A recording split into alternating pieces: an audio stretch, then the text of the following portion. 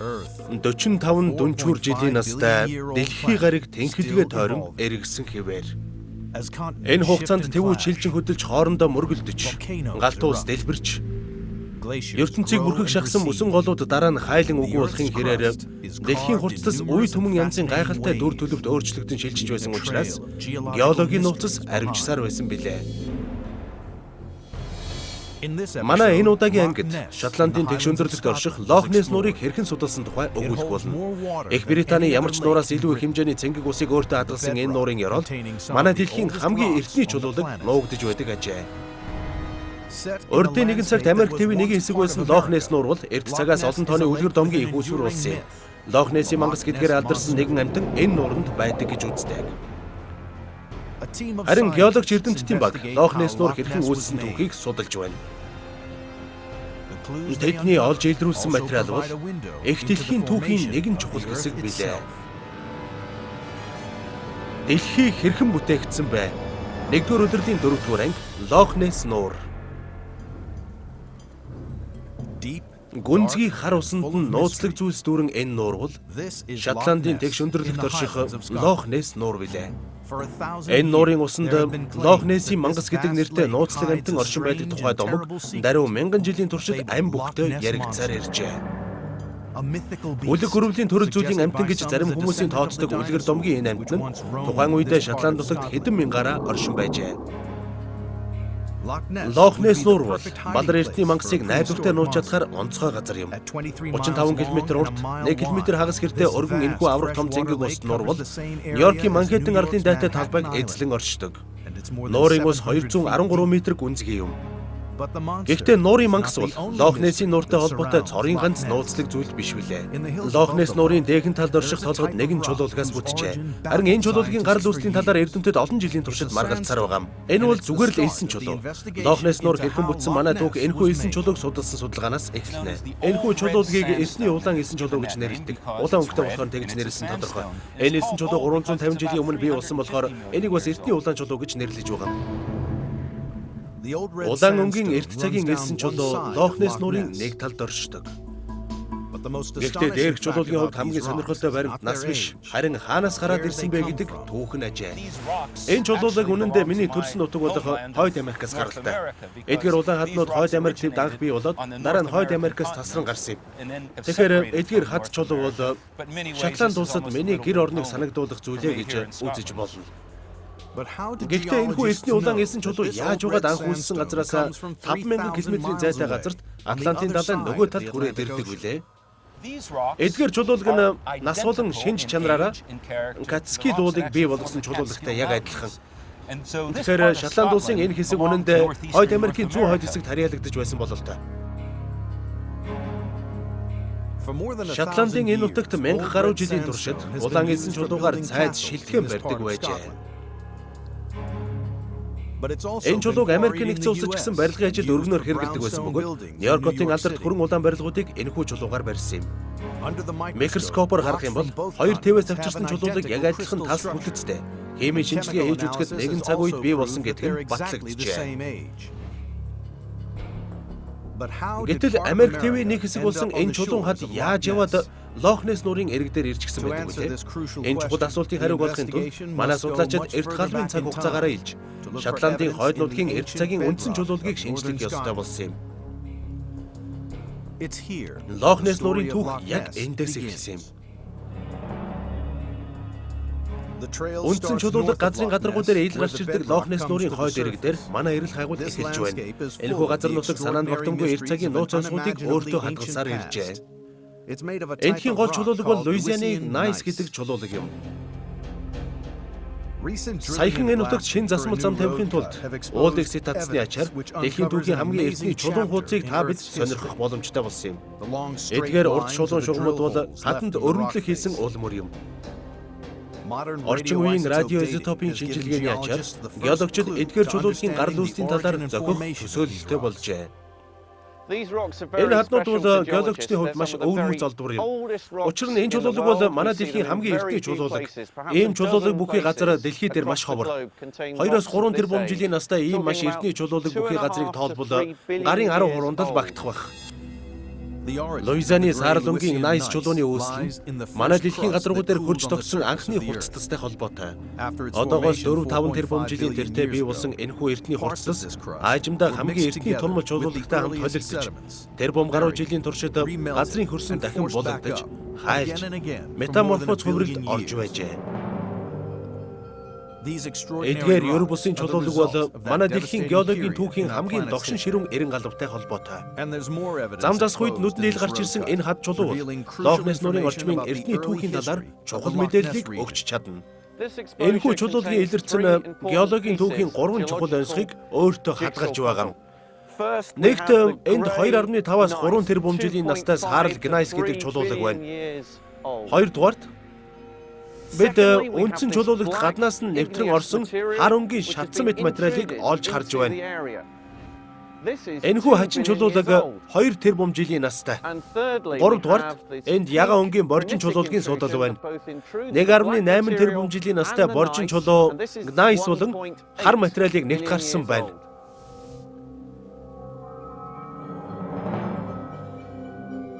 Энэхүү илэрцгийг судалсны үндсэн дээр бид Луизианы Гнайс бий болсны дараагаар илүү залуу чулуулаг энэ давхарг руу нэвтрэн орж, илүү эртний хурцтастай холилдсон болохыг олж мэдлээ. Гэхдээ энэхүү үйл явц санаанд багтамгүй урт хугацаанд болжээ. Одоо бидний харж байгаа чулуулаг бол дэлхийн 1 тэрбум жилийн түүхийг хадгалсан материал юм. Тэгэхээр өөрөөр хэлэх юм бол дэлхийн нийт түүхийн 4/1 нь энэ илэрцээр харагдж байгаа гэсэн үг. Энэ бол Лох Несс нуурын ёроолд байдаг чулуулаг юм. Энэ бол дэлхийн түүхийн ихэнх хэсгийн ёр бусын адал явдлыг өөртөө бичиж үлдээсэн чулуун хуудаснууд юм. Гэхдээ эдгээр чулуулаг өөр нууцыг бас өөртөө хадгалсаар иржээ. Эдгээр чулуулаг нь дэлхийн гадаргуугаас 75 км-ийн гүнд асар их даралт, өндөр температур бүхий нөхцөл байдал байсан учраас ийм сонин дүр төрхтэй болсон юм. Тэрбум жилийн хугацаанд эдгээр чулуулаг Там Диважи 2-т 2-3 удаа байраа сольсон. Өөрөөр хэлбэл энэ хугацаанд гадаргуу дээр 2-3 удаа гарч ирээд буцаад газрын гүнд орж байсан гэсэн үг. Өөр чулуулгуудыг ингэж хооронд нь хольж хутгаж чадах цорын ганц хүч бол тэвийн хавтангуудын тектоник хөдөлгөөн гэдгийг геологчид одоо мэддэг болжээ.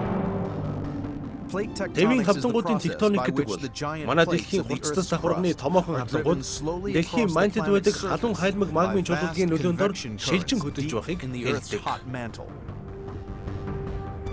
Лох Несс нуурын орчим дахь засмал замын хажуугийн илэрцээр газрын гүндэх их даралтын улмаас хурцтасын чулуулаг хэрхэн хайлж, деформацид орж, дахин холилдож, эцтэй гадаргуу дээр гарч ирдэг бүх үйл явц тод харагдаж байна. Энэ бүхний дараа дахиад 1 тэрбум жил өнгөрөхөд энэхүү эрт цагийн чулуун давхарга дахин элэгдэлд орж, тунмал хурцтасыг бий болгодог ажээ. Гэхдээ тэр цагт одоогийн энэ ногоон тал байгаагүй. Дэлхийн агаар мандалд одоогийнхоос тун бага хүчит төрөгч байсан учраас тэр үеийн газар дэлхий гэдэг яг л сарны гадаргуу шиг амьтан ургамалгүй цөл байжээ. Сонирхолтой эдэн тэрбум жилийн өмнөх тэрхүү газар орны байдлын үлдэгдэд одоо ч гэсэн хадгалагдаж үлджээ. Энэхүү баримтыг бид засмал зам тавихын тулд толгодыг сэтэлсэн өөр газраас харж болно. Энд геологч хүний туршлагатай нүд олон тооны сонирхолтой баримтуудыг илрүүлж чадах билээ. Замын хажуу талын энэ илэрцээр бид 2.5 тэрбум жилийн настай Луизианы Гнайс байхыг харж байна. Харин энэний арай дээд талд огт өөр зүйл байхыг бид харна. Хэрвээ би жаахан дээшээ авираад сайн харах юм бол хэвтэй чиглэлд байрлах улаан элсэн чулууны давхаргыг илрүүлэх болно. Геологийн давхаргууд энэхүү гинэт өөрчлөгдсөн явдал эрт цагийн эдгээр чулуулгуудын нууцыг тайлахад тусдаа нэгэн баримтыг өөртөө хадгалжээ. Энэхүү давхарга бол их газрын эрсдэл суур амьсгалтай нөхцөл байдал голын үйл ажиллагааны үр дүнд үүссэн хурцтас юм. Балар эрт цагт гол мөрний системийн үйл ажиллагааны явцад эдгээр тунмал чулуулаг үүссэн байна. Тэгэхээр энэхүү илэрцийг судалсны үр дүнд хүчил төрөгчөөр ядмагхан байсан 1 тэрбум гаруй жилийн өмнө Шотландын энэхүү эртний үндсэн чулуулаг дээр гол мөрөн урсдаг байсан нь тодорхой болов. Гэхдээ энд бас нэг нууц нуугдж байгаа бололтой. Эдгээр чулуулгуудын хил дээр бараг 1 тэрбум гаруй жилийн настай чулуулаг байна. Гэтэл энэний доод талд орших чулуулаг нь 2 тэрбум 500 сая жилийн настай байдаг. Тэгэхээр энд дор хаяж 1 тэрбум 500 сая жилээс 2 тэрбум жилийн хооронд цаг хугацаанд хоосон орон зай бий болсон.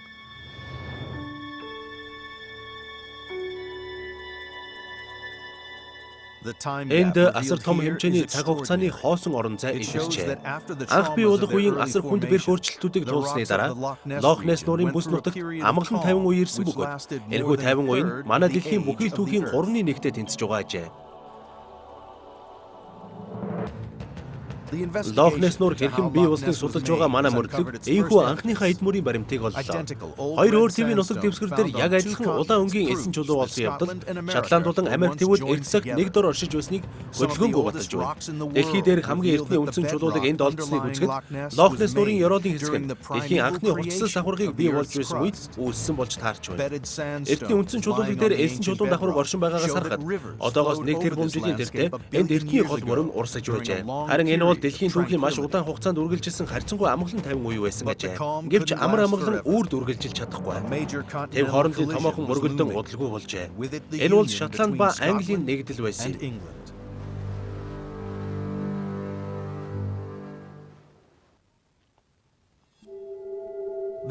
Лох Несс нуурын үүслийг судалж байгаа эрдэмтэд дараагийн ээлжинд Лох Несс нуурын орчмын геологийн бүтцийг судлахаар шийдлээ. 19-р зууны шинжлэх ухааны нэг онцлог манай судалгааны ажлын дараагийн үе шатыг эхлүүлнэ. 1880-ад оны үед Шотландад ирсэн геологчид Лох Несс нураас хойд зүгт ирсэн геологийн бүтцийн учрыг олохгүй толгоогоо ажиллаж байлаа. Өдөөгийн бөглөө нутагт орших энэ толгод өөртөө нэгэн нууцыг хадгалж байсан. Юу вэ гэвэл маш эртний Луизианы Гнайс гэдэг чулуулаг насаар хамаагүй залуу чулуулгийн яг дээр байрлалтай олджээ. Гэтэл 19-р зууны үеийн геологчид урд нь ийм явдалтай хязгаарч учирч байгаагүй. Тэдний үзэж байснаар бол арай залуу настай геологийн давхарга илүү өндөр настай геологийн давхаргийнхаа дээр нь орчих ёстой. Өөрөөр байх аргагүй. Тэгтэл нэгэн эрдэмтэн энэхүү онцлогийг тайлан шинэ аргачлалыг боловсруулжээ. Одоогоос 125 жилийн өмнө Виктория хатааны үеийн нэгэн геологийн зураглаач хүн энэ нутгийн геологийн зургийг хийж байж. Тэрний нэрийг Хенри Кандл гэдэг байсан. Тэрээр Эдинбургт буцаж очиод Хэри ажлынхаа үеэр ажигласан зүйлээ тайлбарлаж чадахгүй байгаа бусад эрдэмтэд мэдээлж. Харин өөрөө бол энэхүү үзэгдлийг яаж тайлбарлах вэ? Ийм зүйл яаж болдог вэ гэж бодож байсан бололтой. Тэрээр тэгээд нэгэн загвар үлдээж энэхүү загварыг ашиглан Хэри ажиглалтын үеэр харсан зүйлээ тайлбарлахыг оролдсон байна. Кадлийн хийсэн загвар бол тун энгийн зүйл байсан юм. Байгалийн ямар нэгэн хүч уулын чулуулгийг хэвтэж чиглэж чадсан учраас уулын чулуулгуудын давхарга урууга харсан байралтай болсон гэж тэр боджээ. Тэр өөрийн санааг шалгахын тулд элс ба шавраас бүрдсэн геологийн давхаргуудыг өөрөө бүтээж бий болгосон байна.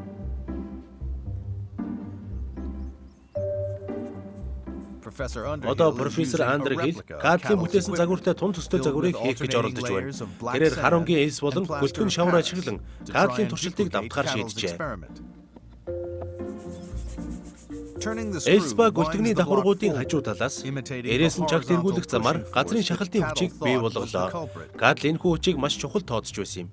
Хөндлөн чиглэл шахалт нэмэгдэх тусам давхаргууд бие биенийхээ дээгүүр доогуур гулсан орох бөгөөд энэ нь хөндлөн хагарлын дагуу явагдаж геологчдын хөндлөн гулсалт гэж нэрлэдэг тэр үзэгдэл болсон байна. Одоо бид анхны хөндлөн гулсалт болж байгааг харж байна.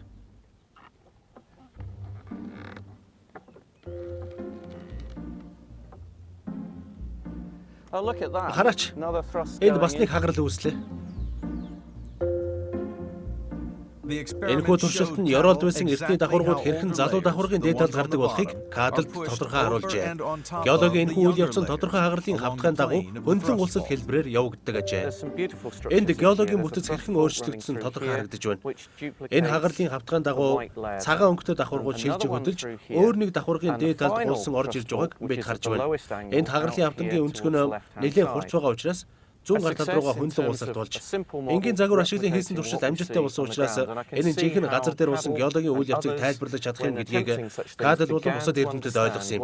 Тэдний энэхүү туршилтыг явуулсан загвар нь нэлээд бүдүүлэг зүйл байсан боловч геологийн тектоникийн хөдөлгөөнийг амжилттай тайлбарлаж чадсан юм. Кадл ба бусад эрдэмтэд хөндлөн гулсалтын мөн чанарыг ойлгож эхэлмэгц Шотландын баруун хойд нутагт олдсон анхандаа учир нь олдохгүй байсан геологийн давхаргын байдал тодорхой утга учиртай болоод ирсэн байна. За энэ налуун шулуун бол хөндлөн улсад болсон хагарлыг төлөөлж байгаа. Энэ дор байгаа давхарга нь арай залуу насны ягаан өнгөтэй кварцит хэлсэн давхарга юм. Энэний дээд талд саарал өнгийн чулуулаг байна.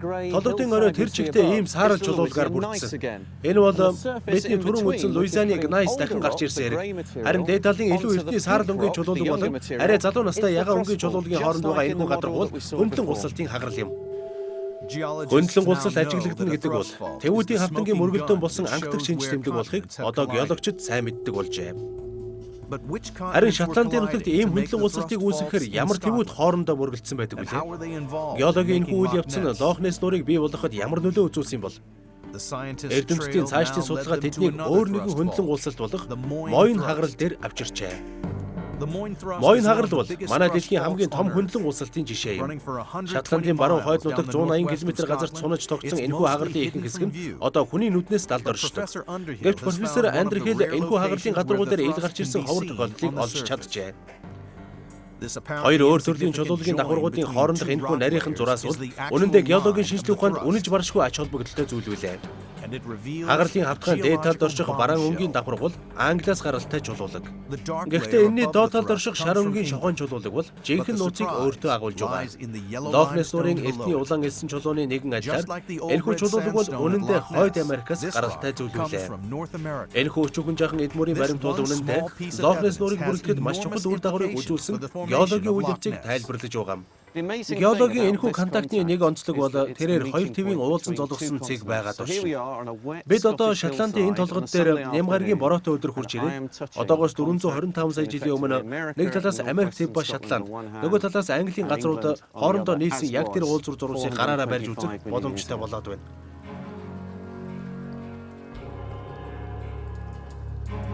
Харин эрт цагийн энэ хоёр төв өөр хоорондоо хэрхэн мөргөлдсөн бол одоогоос 425 сая жилийн тэртээ Хойд Америк ба Шотландыг өөртөө багтаасан супер төв дэлхийн бөмбөрцгийн өмнөд хэсэгт оршин байлаа. Энэхүү твийг бусад твээс нь өнөөгийн Атлантын далайгаас өргөн далай тусгаарлаж байсан ажээ. Энэ далай нөгөө эрэг дээр Англи улс болон Европ төв байж Тэвүүдийн хавтангийн тектоникийн хүч энэ хоёрын газрыг аажмаар түлхсээр өөр хооронд нь мөргөлдүүлсэн ажээ. Тэгэхээр одоогоос 450 сая орчим жилийн тэртээ одоо бидний зогсож байгаа энэ газарт маш том далай оршиж байж Япетусын далай гэдэг нэртэй байсан энэхүү далайн улсны нэг талд Америк ба Шотландын баруун хойд хэсэг, нөгөө талд нь Шотландын зүүн өмнөд хэсэг ба Англи байсан юм. Тэгээд 20 сая жилийн дараа юу болсон бэ гэвэл энэхүү далай хаагдаж хоорондоо энэ далайгаар тусгаарлагдж байсан хоёр төв мөргөлдсөн байна. Америк ба Европ твүүд хоорондоо мөргөлдсөний улмаас аврах том чулуулгийн давхаргууд бие биенийхээ дээгүүр доогуур шурган орж одоогийн Гямлан нугнаас ч өндөр уулнууруудыг үүсгэж байжээ. Тэгэхээр Америк твд ирж нэгдсэн Шотланд, Английн их газрууд өөр хоорондоо бат гагнагдсан байна. Гэхдээ энэхүү мөргөлдөөн Лох Несс нуурын үүсэлтэй ямар холбоотой юм бэ? Лох Несс нуур өөрөө энийг тайлбарлах гол эдмөрийн баримтыг бидэнд гаргаж өгч байна. Лох Несс нуурын дээр анх ирсэн хүмүүсийн хувьд хамгийн гайхалтай зүйл бол энэ нуур шув шулуун чиглэлд үргэлжилдэг явдал. Одоо миний зогсож байгаа нуурын энэ үзүүрээс нуурын ус цаашаага яг л сум шиг шулуун замаар үргэлжилсээр байгаа. Бараг 30 км зайтай газар түрээд нөгөө эрг нь гарч ирдэг. Геологчны хувьд топографийн энэхүү гайхалтай шулуун дүр төрхийг тайлбарлахад хэцүү. Учир нь байгаль их шулуун тэг шилбэртэй зүйлийг бүтээдгүй шүү дээ. Тэгэхээр Лох Несс нуурын энэ ерөнхий дүр төрхийг бий болгосон ямар нэгэн геологийн объект оршин байгаа нь тодорхой. Энэхүү объектыг Гленний агуу хагарал гэж нэрлэдэг. Энэ бол одоогоос 425 жилийн тэртээ Тэвүүдийн мөргөлдөөний явцад үүссэн геологийн маш том хагарал юм. Шотланд улсын нутаг дэвсгэр дээгүүр 450 км урт үргэлжлэх энэхүү хагарал нь тус улсын нутаг дэвсгэрийг хоёр хуваадаг аж. Лох Несс нур бол Гленний агуу хагарлын шугамын дагуу байрлсан байдаг. Гленний агуу хагарал бол Мойн хагарал шиг газрын давхаргууд бие биенийхээ дээгүүр доогуур шургасан хөндлөн улсалт биш. Энэ бол газрын давхаргууд нь дээшээ доошоо хөдөлсөн байдаг жирийн хагарал биш. Энэ бол хагарлын хавтгайн дагуу хөндлөн хөдөлгөөнтэй хагарал юм. Гленний агуу хагарал бол Сан Андресын хагарлын Шотланд хувилбар бөгөөд тус хагарлаас ялгаатай 400 сая жилээр хөгшин аж. Гленний агуу хагарал одоо идэвхтэй байха болсон. Гэвч дэлхийн хурцлсны гадаргуу дээр хэнхүү аврах сориг бол Шотландын газар зүйн нөхцөл байдлыг 400 сая жилийн туршид тодорхойлсон газар зүйн гол шин чанар байсаар ирсэн юм. Энэхүү хагарал нь Лох Несс нуурын суурь болсон бөгөөд энэхүү хагарал байгааг бол нуур оршин байхгүй гэдэг нь тодорхой. Лох Несс нуурын мангасын тухай домогч гарахгүй байх байсан. Лох Несс нуур хэрхэн үүссэн болохыг судалсан судалгааны явцад эрдэмтэд өөр эдмөрийн баримтуудыг ч гэсэн илрүүлсэн. Хөндлөн улсалтыг олж илрүүлсэн явдал нь Тэвүүд хоорондоо мөргөлдөх үеэр ямар өөрчлөлт гарч болохыг геологчдод тодорхой харуулжээ. Хойд Америкаас гаралтай шохойн чулуулгийн давхаргыг Мойн хагарал дээр илрүүлсний ачаар Хойд Америк ба Шотландын их газар руу Английн хавтан одоогоос 450 сая жилийн тэртээ мөргөн орж ирсэн нь тодорхой болсон юм. Лох Несс нуурын хэлбэр шулуун шугамын дагуу сунаж тогтсон хэлбэртэй байсан нь Тэвүүдийн мөргөлдөөний үеэр үүссэн Гленний агуу хагарал дээр оршиж байгааг баталжээ. Мөргөлдөөний дараа тэвүүдийн тектоникийн хүч Шотландын их газрыг өмнө зүгт дэлхийн манти гадаргуу дээгүүр шилжих хөдөлгөд хүргэсэн ажээ. Ийм учраас манай судалгаа энэхүү гайхалтай аялын мөрийг хөөх ёстой.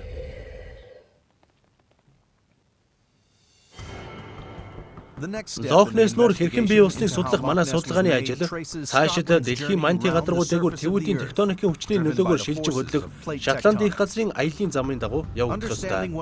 Эртний цагт энэ орчмын байгаль орчны байдал ямар байсныг олж мэдэхийн тулд Лохнес нур хэдэн сая жилийн өмнө хаана байрлаж байсныг бид эхлээд мэдэх ёстой.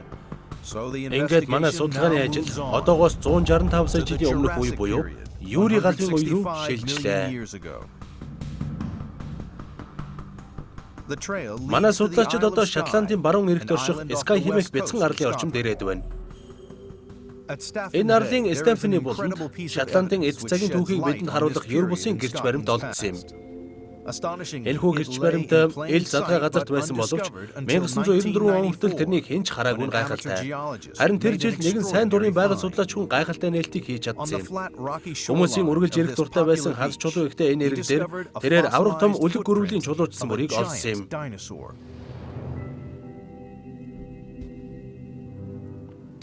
Доктор Анжена Катва энэхүү Юр бусын эд мөрийн баримтыг бидэнд тайлбарлаж өгөх болно.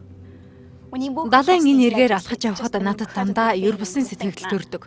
Учир нь миний алхаж байгаа яг энэлсэн дээгүр одоогоос 165 сая жилийн тэртээ үлэг гөрвлүүд гүйлдэж байсан шүү дээ. Яг энэ эрэг дээр мегалозавр хэмээх үлэг гөрвлийн энэхүү гайхалтай мөр хадгалагдаж үлдэж 7-8 м өндөр мегалозавр хэмээх энэхүү магчин гөрвөл бол Юрийн галвын хамгийн аимшигтай магчин амьтдын нэг байсан. Өл бөмбөгийн хаалгарч багтахгүй авраг том биетэй мегалозавр бол аимшигт мангас байсан нь мэдээж. Гэхдээ тэрний хөлний мөр 165 сая жилийн туршид хэрхэн хадгалагдаж үлдэж чадваа. Энэхүү хөлийн мөр бол маш Юр бусын зүйл. Тэгэхээр юу болсон бэ гэхээр энэ үлэг гөрвөл эрг орчмын наадамхай шавар дундуур явж байх хооронд тэрний хөлийн мөр нь ард үлдсэн байж. Дараа нь энэ шавар хатаад өдөр хоногийн ирэхээр хатуурсан байна. Тэгтэл салхин туугдсан илс хийсч ирээд энэ хөлийн мөрийг даржээ. Дараа нь цаг хугацааны ирэхээр энэхүү хөлийн мөрөн дээр шавар илсний давхаргууд ээлжлэн тогтсон байна. Харин үлэг гөрвлийн хөлийн мөр ааж мар чулуучсан байна. Тэгэд хэдэн сая жилийн дараа энд хөрсний илэгдэл болж дээрх хурцуудыг зайлуулахад үлэг гөрвлийн хөлийн мөр ил гарч ирсэн учраас бид өнөөдөр энийг харж байна. Доктор Катва дээр хөлийн мөрнүүдийн нэгийнх нь хэвийг авч байна. Ингэснээр уг хөлийн мөрийг илүү наривчлан судлах боломжтой болох юм. Бид энэхүү хөлийн мөрний хэлбэр дүрсийг хадгалж үлдэхийн тулд энэнээс хэв авч байна. Дараа нь бид энэ хэвийг лабораторид аваачиж нарийн судлаад энэ үлэг гөрвлийн амьдралын хэв маяг ямар байсныг олж мэдэх болно. Эрдэмтэн бүсгүй гөлтгөн хэвийг болгоомжтой гаргаж ирэхэд энэхүү мөрийг үлдээсэн амьтны 165 сая жилийн өмнөх нууц тодорч ирлээ. Надад гүнзгий сэтгэл төрүүлсэн зүйл бол энэ амьтны хурууны үзүүр маш гүн нөхөйг элсэнд үлдээсэн явдал юм. Тэгэхээр энэ хурууны үзүүрт биеийн чинь төвлөрч байна. Энэ бол уг гөрвөл маш хурдан гүйж байсан гэсэн үг. Урд талын 3 хуруун дээрээ гүйн гэдэг бол ямар нэг амьтныг хөөж байсан бололтой.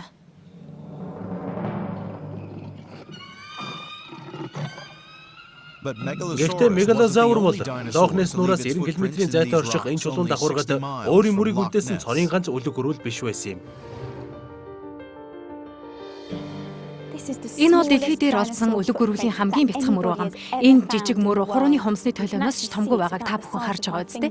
Энэ мөр бол целофитс гэдэг үлэг гөрвлийнх байсан гэж бид бодож байгаа. Энэ бол маш сонирхолтой олдвор. Учир нь бидний олсон энэ жижигхэн хөлийн мөр бол үлэг гөрвлийн ангахааны мөр байх гэж бид бодож байна. Энэ хүү жижиг хөлийн мөр арай том хөлийн мөрний дотор талд гарсан байхыг та бүхэн харж байна. Тэгэхээр энэ юу гэсэн үг вэ гэвэл дэгдэхэн ангахаанууд нь насанд хүрсэн үлэг гөрвөлтэйгээ хамт сөргөлийн явдаг байсан байж таараа. Мегалозавр болон целофитс гөрвлүүдийн хөлийн мөр олдсон энэхүү шавранцар чулуулаг бол геологчдын хувьд Лохнес нур Юрийн галвын үед ямар байдалтай байсан болохыг хэлж өгөх маш чухал эд мөрийн баримт билээ. Тэр үед Шотланд Америк тивтэй холбоотой хэвээр байсан. Тэвүүдийн тектоникийн хөдөлгөөний үр дүнд энэхүү их газар нь экваторын бүсэд их ойрхон хурж иржээ. Энэ бол одоогийн байгаа газраас өмнө зүгт 3000 км-ээр илүү ойр байсан гэсэн үг юм. Энэхүү өвөрмөц байрлал нь Лохнес нурын цагуур байгаль орчны байдал шийдвэрлэх нөлөөг үзүүлсэн аж. Юрийн галвын үед цагуур болон байгаль орчны нөхцөл байдал өнөөгийн үеэс эрс ялгаатай байсан. Тэр үед халуун орны элдв ургамал битүү ургасан ширэнгэн ой байжээ. Харин энэ ширэнгэн ой захад орших далайн болонд элдв төрөл зөвлийн үлэг гөрвлүүд ураараа зугаалan явдаг байсан бололтой. Энэхүү цагуурын нөхцөл байдал нь үлэг гөрвлүүдийн амьдралд маш сайхан зөгцсөн байсан. Учир нь цаг уурын энэхүү нөхцөл байдлын улмаас эндхийн байгаль орчин одоогийнхоос хамаагүй их хэмжээний амьд байгалийн экосистемийг тэжээнд итгэх боломжтой байжээ. Саяхан Sky ярал дээр Plesiosaur гэдэг нэртэй өөр нэг үлэг гөрөвлийн яс олджээ. Харин энэ нэрт иргэдийн дунд шал өөр төрлийн сонирхлыг тэр даруй бий болгосон юм. Plesiosaur үлэг гөрөвлийн биеийн хэлбэр Loch Ness-ийн мангасын гадаад үр төрөлтэй тун төстэй байна гэж олон хүн мэдэгдэж байлаа. Тэгэхээр эрт цагт устж үгүй болсон Plesiosaur үлэг гөрөвлийн үр удам болох ямар нэгэн амьтан энэхүү домгийн гол баатар байсан гэж юу? Loch Ness нуурын юр бусын түүхийг нээн харуулах Эдмөрийн баримтууд энэхүү улам арвижсаар байна. Megalosaur болон Cilophysis үлэг гөрөвлүүдийн хөлийн мөрийг олсон явдал одоогоос 165 сая жилийн тэртээ Шотланд улсын нутаг дэвсгэр дээр үлэг гөрөвлүүд амьдарч байсныг батлалаа. Тэгэхэд өнөөгийн байгаа байрлалаас өмнө зөв 3000 км-ийн зайтай байсан Loch Ness нуур бол халуун өрний деваажин байжээ. Гэвч 60 сая жилийн тэртээ буюу үлэг гөрөвлүүд мөхөж үгүй болсон цагаас хойш 5 сая жилийн дараа тэвүүдийн тектоникийн хүч Loch Ness нуурын газар ба Америк тэвүүдийг бие биенээс нь салган холдуулсан билээ.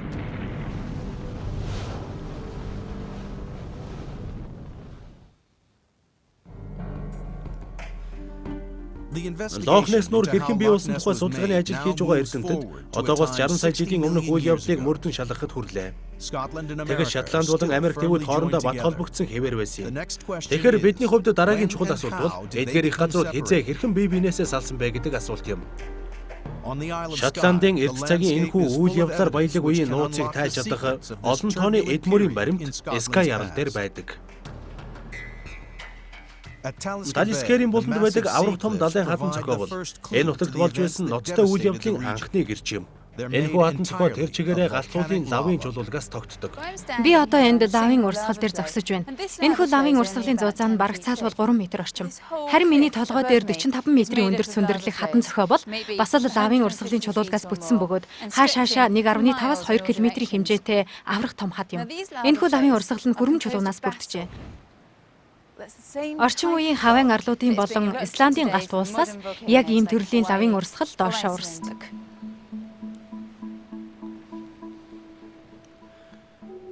Sky ярал дээр байгаа энэхүү хөрмөн чулуун лавын урсгал 60 сая жилийн настай болохыг геологчид тодорхойлжээ. Гэхдээ энэ их лавыг гаргаж хайсан галт улс одоо хаана байгаа хэрэгв? Энэ асуултын хариу хэлж өгч чадах баримтыг бид Sky яралын өмнө зүгт орших Кайлийн толгод гэдэг нэртэй уулсаас олж харж болох юм. Энэ хад цохоо элбэгтэй ориглуудыг бий болгосон чулуулгыг судалж үзвэл асуултын хариу тодорхой болно. Энэ уулс Габро гэдэг нэртэй уулын чулуулгаас тогтсон. Энэхүү чулуулгын химийн найрлага бол гадаргуу дээр галтуулын дэлбэрэлтээр гарч ирдэг хөрмөн чулууныхтай яг адилхан. Гэхдээ энд том ялгаа бий. Хөрмөн чулуу гэдэг бол газрын гадаргуу дээр шууд гарч ирсэн учраас маш хурдан хөрсөн галтуулын гаралтай чулуулга юм. Геологчид ийм чулуулгыг аморф байдалтай гэж нэрлэдэг. Нөгөө талаас магмын чулуулга газрын гадаргуугаас 1.5-аас 2 км-ийн зайтай газар дор байгаа тохиолдолд маш аажуухан царцдаг. Ийм чулуулаг маш удаан хугацаанд халуун бүлээнээрээ байх учраас ийм чулуулгын дотор том талстууд ургадаг. Ийм том талстууд бүхий хад чулууг геологчид талст хэлбэрийн чулуулаг гэж нэрлэдэг. Габро чулуулгын доторх том талстууд нь үүслийг хэлж өгч байна. Өөрөөр хэлбэл Кайлийн толгод гэдэг бол галтуулын доторх аврах том магмын тогооноос үлдэж хоцорсон зүйл юм. Галтуулын тогооны амсраас урсан гарч амжаагүй лавын халуун хайлмаг чулуулаг энд хадгалагдж байжээ. Харин энд хэрэг лавын чулуулаг байсан юм бол бид одоо маш үсгэлэнтэй сайхан ногоон өндийг харж байна. Гэхдээ бидний эргэн тойрны энэ бүх толгод бол үнэндээ одоогоос 60 сая жилийн өмнө аимшигтай хүчтэй дэлбэрсэн галтуулын тогооноос гарсан чулуулгаас бүтсэн зүйл үлээ. Тэр үед Шотландын бүхэл нутаг дэвсгэр даяар галт улс дэлбэрч байжээ. Sky ярал дээрх энэ уул бол тэр үеийн галт улсын нэг юм. Тэгэхэд Sky ярал дээр хүний санаанд багтамгүй их буюу 1700 куб километр лавын чулуулаг буусан гэдгийг геологчид олж тогтоожээ. Энэ бол Техас мужийг 3 м зузаан лавын чулуулгаар битүү хүчиж болохоор хангалттай хэмжээний чулуулаг юм. Гэхдээ энэ бол мөсөн уулын орой төдий зүйл байжээ. Тэр үед Шотландын нутаг дэвсгэр тэр аяараа дэлбэрч байгаа галт уусаар хучигдсан байсан болохыг геологийн зураглал харуулж байна. Энийг гэрчлэх нэг баримт бол энэ. Лавын урсгалаас бий болсон энэхүү аврах том баг нь бол том чулуунаас сийлээд авчихсан мэт харагдана. Үнэн дээр энэхүү гайхалтай хэлбэр дүрс бүхий хаднууд нь лавын өтгөн урсгал аажмаар хүрэх үед бий болсон зүйлс билээ. Яг ийм төрлийн баган шиг бүтцийг бид Шотландын баруун эргээс 140 км-ийн зайтай газарт орших хурмын чулуун байцаатнаас мөн Ирландын эргийн орчимдох Скайерлаас 240 км-ийн зайтай орших гадан хязгаан дээрээс тус олж харж чадна. Эдгээр хаднууд бол бүгдээрээ 60 сая жилийн настай бөгөөд хаашаагаа хэдэн зуун км-ийн зайд лавын урсгалыг гаргаж хайсан хүчрэх галт уулсын дэлбэрлийн үр дүн бий болсон объектууд юм. Харин галт уулын энэхүү дэлбэрлийн шалтгаан нь юу байсан болоо? Доктор Гүдэна энэхүү асуултанд хариулж чадах нэгэн гэрч баримтыг олсон нь Эдгээр лавын чулуулгын гарал үүсэл ба Лохнес нуурыг бий болгоход нөлөөлсөн тэдгээрийн үүрэг оройлыг тодруулахад чухал ач холбогдолтой зүйл болжээ. Энэ бол лавын урсгалын зангирсан орон хэсэг. Хавайн арлуудад ийм хадыг бахахой гэж нэрлэдэг. Ийм өвөрмөц хэлбэр яагаад үүсдэг вэ гэвэл лавын урсгал хурж эхлэхэд дээд талын гадаргуу дээр нь өрмөнцөр шиг бүрхүүл бий болдог. Гэхдээ бүрхүүлийн доор лавын урсгал хөдөлгөөн үргэлжилсээр л байдаг юм. Тэгээд энэхүү нэмгэн бүрхүүл арьс шиг үрчиж, лавын шин урсгалд өрчврүүд нь улам бүр нэмэгцээр энэхүү өрмөц хэлбэр дүрс бий болдог. Гэхдээ ийм хэлбэрийн бүтцийг эрт цагийн лавын урсгалд олж харах нь тун ховор. Энэхүү хэлбэр дүрс бол галт уулнаас оргилсан магмын чулуулгын найрлагын тухай чухал мэдээллийг бидэнд өгч чадна. Ийм төрлийн магмын чулуулга газрын гүнээс л гарч ирдэг гэдгийг геологчид сайн мэднэ. Тектоникийн автангууд таллал тийшээ салж хөдлөн дэлхийн хурцлсыг хаг татах үед ийм төрлийн чулуулга голдуу гарч ирдэг. Тэгэхээр одоогоос 60 сая жилийн тэртээ яг ийм үзэгдэл болсон гэж үү? Тэр үед Шотланд Хойд Америктэй холбоотой хэвээр байсан. Гэвч хоёр твийг газрын гүний тектоникийн хүч хоёр талаас нь татаж байсан учраас твүүдийн хавтан нэмгэрч эхэлжээ. Ингээд дэлхийн гүнээс ориглох халуун хайлмал хаад чулуу дээшээ өргөгдөж, дээрх галт уулсын тогооноос урсаж эхэлжээ.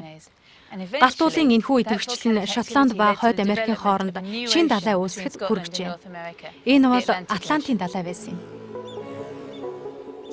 Энэхүү лавын чулуулгын дээж судалгаа хийх замаар Шотланд даяар галт уулын дэлбэрэлт болж, улмаар Атлантын далай шинээр нээгдсэн геологийн үйл явцын шалтгааныг олж тогтоолоо. Далайн ёроолын хавтангууд хоёр тийшээ шилжих хөдөлж, Шотланд ба Америкийн их газруудыг салгахад далайн ёроолоос магмын чулуулаг олгойдон гарчээ. Атлантын далай үүссэн явдал Лохнес нуурын хөгжилд шууд нөлөөлсөн. Шинээр бий болсон далай өргөжхийн хэрээр 400 сая жилийн настай Глейний агуу хагарал дахин амилсан байна. Глейний агуу хагарал шиг газрын хагарлууд нь дэлхийн хурцлсын хамгийн сул эмзэг цэгүүд юм. Хүний бие дээрх шарх сорины нэгэн адил ийм хагарлууд дахин нээгдэж болно. Одоогоос 50-аас 60 сая жилийн тэртээ Атлантын далай улам өргөн болохын хэрээр Глейний агуу хагарал дахин идэвхжлээ. Энэ хагарал 400 сая жилийн настай боловч газрын дүр төрхөд нөлөөсөн хэвээр байдгийн шалтгаан нь дээрх идэвхжилтэй холбоотой. Геологийн авраг том хөдөлгөөний үр дүнд хагарлын дагуух чулуулаг сударч хагарч эхэлжээ. Сул болсон чулуулаг бүхий энэхүү шугамын дагуу гол урсаж, нэгэнт хөдөлгөөнтэй болсон хад чулууг аажмаар хөндийгөөс зайлуулж эхэлжээ. Дараагийн 55 сая жилийн туршид Шотландын газар нутаг элэгдэлд орсон ажээ. Уул нуруудын хурц ориглууд аажмаар үгүй болж, далайн эргийн нутаг одоогийн дүр төрхөө олсон юм. Лохнес бол Глейний агуу хагарлын дагуу урсах нэгэн том голын хөндий болон хувирсан байна. Энэхүү манай судалгааны ажил Лохнес нуур хэрхэн бий болсон тухай түүхийн төгсгөлд төгөж ирлээ.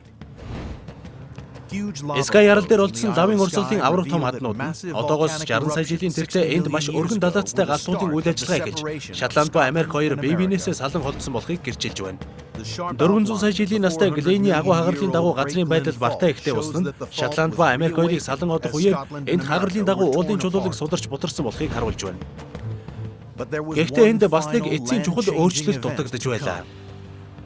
Энэхүү өөрчлөлт тайзан дээр гарч ирсний ачаар л байгаль их Лохнес нуурыг бидний сайн мэдэх эцсийн дүр төрхөөр нь бий болгож чадсан юм. Лохнес нуур хэрхэн үүссэн түүхийг 3 сая жилийн өмнөх үеэс ахуулаад судалсан эрдэмтэд одоо харьцангуй саяхны үе буюу одоогоос 10,000 жилийн өмнөх үйл явдлыг өгүүлэхэд бэлэн болоод байна. Эцсийн эд мөрийн баримтыг олж авсан цагт Лохнес нуур яагаад ийм өргөн бөгөөд үнцгий болсон бэ гэдэг асуултанд бид хариулж чадхаар болно. Мөн Лохнес нуурын домгийг бий болгосон нууцлаг амьтан бол үлэг гөрөвлийн уруудан байж тарах уугүй юу гэдэг асуултын хариуг бид олж авах юм. Энэ нууцыг тайлж чадах нэгэн маш чухал баримтыг 19-р зууны үед олж нээсэн. Дэлхийн шинжлэх ухааны хамгийн агуу төлөөлөгчдийн нэг болох Чарлз Дарвин өөрийн биеэр энэхүү баримтыг судалж байсан юм.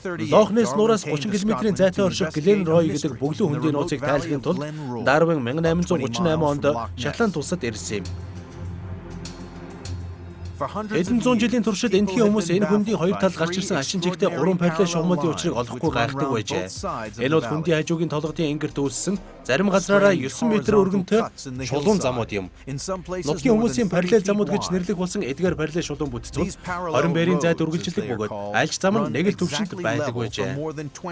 Ийм замууд хаанаас бий болсон юм бол Доктор Пит Нинау одоо Гленрой хөндийн параллел замуудын нууцыг тайлахаар Дарвины явсан яг тэр замаар явж байна. Ийм замуудыг хэн бүтээсэн бэ гэдэг асуулт удаан хугацааны туршид онцох хэмээр байсан. Анхандаа эндхийн хүмүүс эдгээр шув шулуухан замуудыг домогт гардаг эр цагийн авраг биетнүүд бүтээсэн байхаа гэж бодож байсан биз. Дараа нь 19-р зуун гарахад энд Чарльз Дарвин тэргүүтээ олон тооны эрдэмтэд ирэх болсон. Чарльз Дарвин энэ замыг хармагцаа яг ийм хэлбэр бүтцтэй Өмнөд Америкт тулгарч байснаа санасан юм. Тэнд газар хөдлөлийн улмаас далайн эргийн хуучин бүс дээшээ өргөгдөд далайн түвшнээс их өндөрт яг ийм тэгш замууд бий болсон байж. Эдгээр параллел замууд бол эрт цагийн далайн эргийн үлдэгдэл гэдэгт Дарвин бат итгэлтэй байсан учраас энэ тухайга шинжлэх ухааны сэтгүүлд бичиж хэвлүүлсэн юм. Эрдэмтэд ч Дарвинд итгэсэн билээ. Гэвч ядахтаа энэ удаа Чарльз Дарвин энд үрсэн байжээ.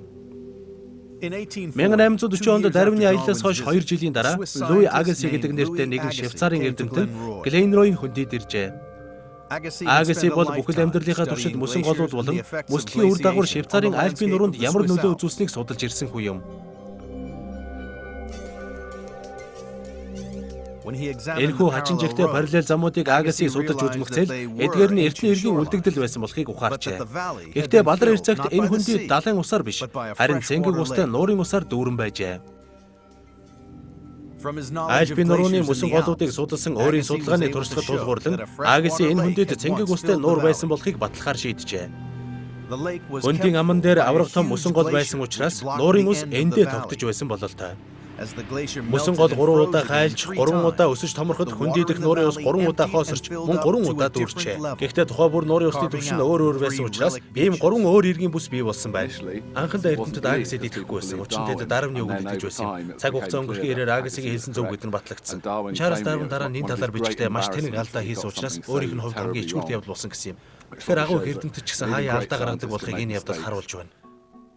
Гленрой хөндийгөөс олдсон энэхүү баримтан дээр үндэслэн Агаси Шотландын газар зүүн өнөөгийн дүр төрх мөслөгтэй холбоотой байж магадгүй гэдэг таамаглалыг хийсэн юм. Өөрийн таамаглалыг батлахаар цаашид ажилласан Агаси Шотландын нутаг дэвсгэр нэгэн үе тэр аяараа мөсөнд хүчигдээд байсан болохыг баталжээ.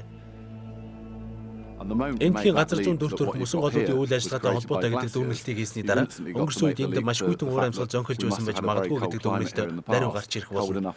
Мөсөн автангууд бий болж мөсөн голууд томорч болохоор тийм хүйтэн уур амьсгал шүү дээ.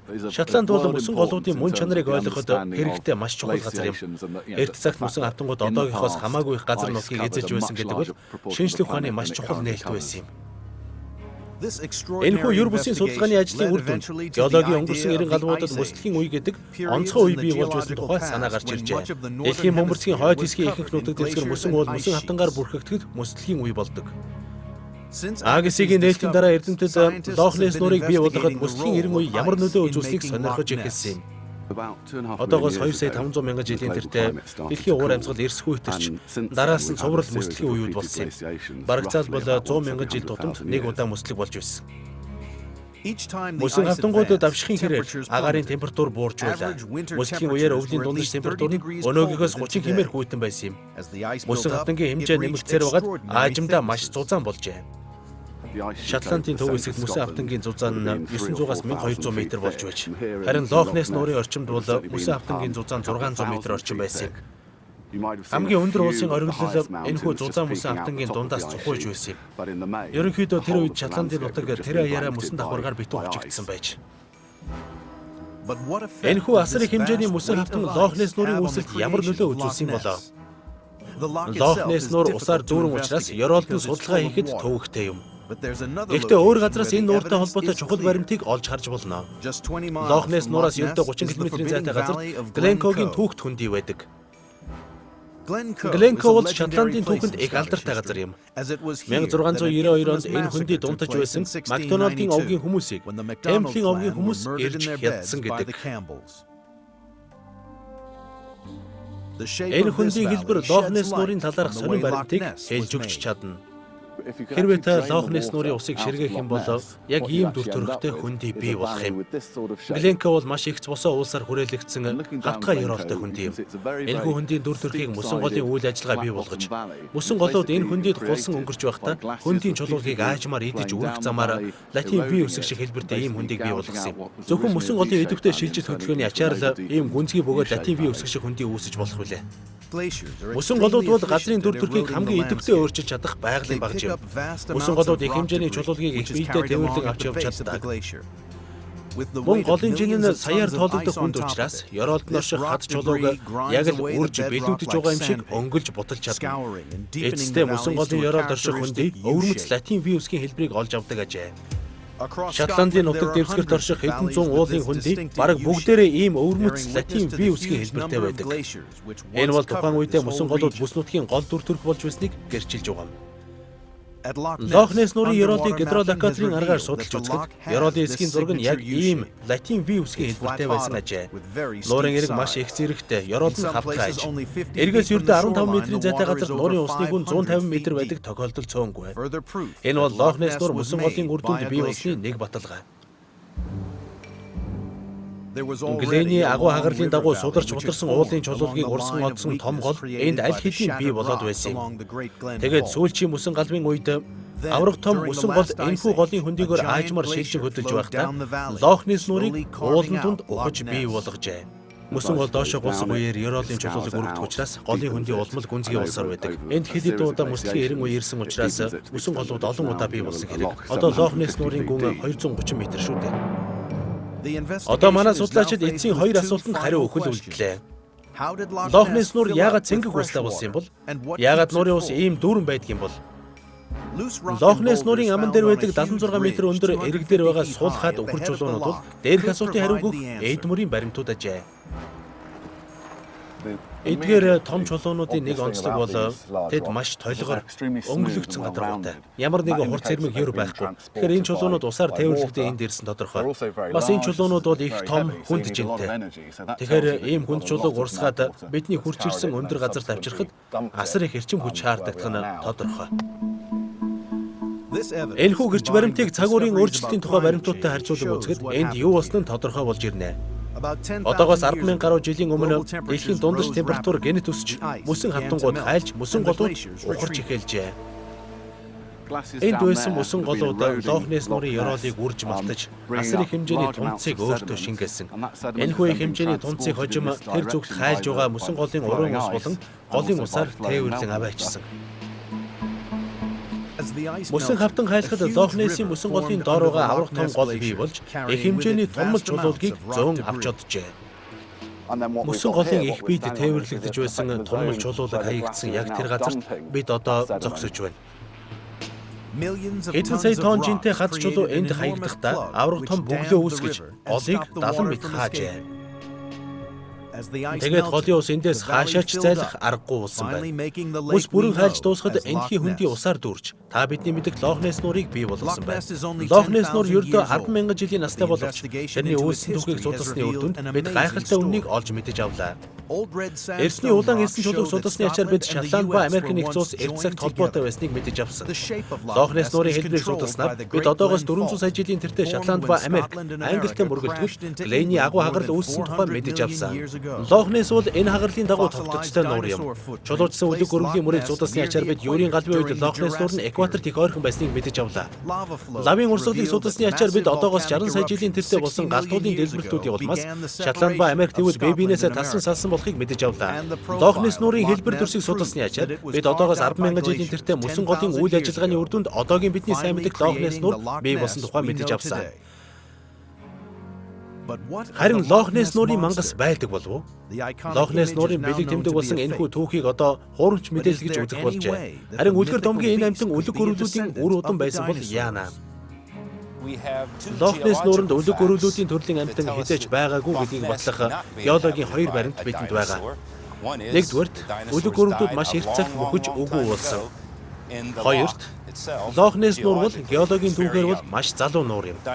Үлэг гөрүүлүүд одоогоос 65 сая жилийн тэртээ мөхсөн. Тэгэхээр 65 сая жил ба 10,000 жилийн хооронд цаг хугацааны маш урт мөчлөг байна. Тэгэхээр Лох Несс нууранд олон сая жилийн тэртех эрт цагийн мангас хадгалагдж үлдэх магадлал тун бага юм. Лох Несс нуур хэтэрхий залуу нуур шүү дээ. Тэгэхээр геологийн баримтууд Лох Несс нууранд Юрийн галвын үеийн үлэг өрөөл амьд үлдсэн байх магадлал юр байхгүй гэдгийг харуулж байна. Лох Несс нуурын геологийн ерөнхий бүсийн түүх маш олон нууцыг өөртөө агуулсан юм. Шинжлэх ухааны хувьд эдгээр нууцуд нь Лох Нессийн мангасын түүхээс илүү чухал билээ. 4-р анги төгсөв. Стар телевизийн кино гадаад нэвтрүүлгийн алба 2014 он.